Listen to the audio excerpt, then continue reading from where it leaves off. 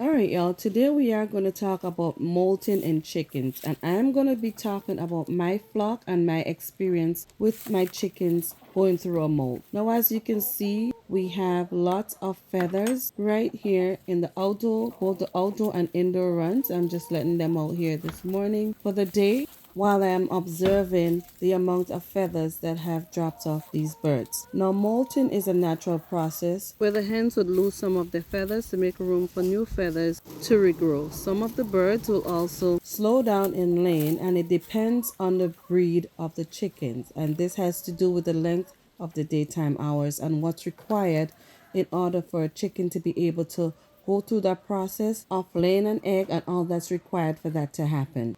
And here I'm just doing a quick browse in the entire run space and in the coop. And if you look over here in the coop into this nest box here that I have for the turkey, there's a whole bunch of feathers in here. I'm not sure if it's from the turkey or from the other laying hens that I have, but there's just a lot of feathers everywhere in the indoor one, in the outdoor one, in the coop, and also in the nest boxes. Now, these chickens sometimes would go through a soft molt, but this seems to be more of a hard molt. And if you notice, they look a little bit disheveled over there in the corner because they've lost so much feathers already. And I feel like this olive egger here has lost a lot more feathers than any of the other chickens.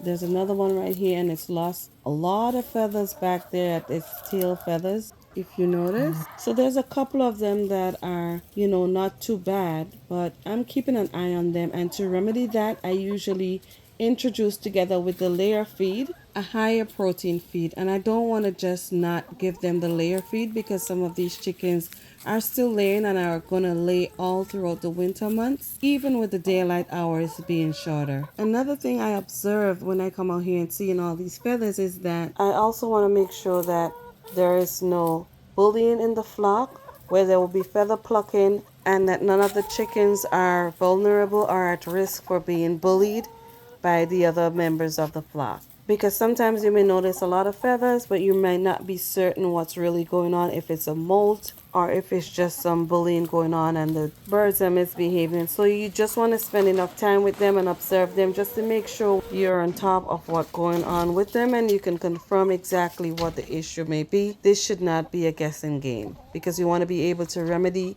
any issues that you may have going on. Now we did clean up a bit and raked up this area and turned the soil that's in here and put some water down in order to be able to safely turn this material up in here because it is very dusty. It gets very, very dusty and it's unhealthy both for myself and for the chickens.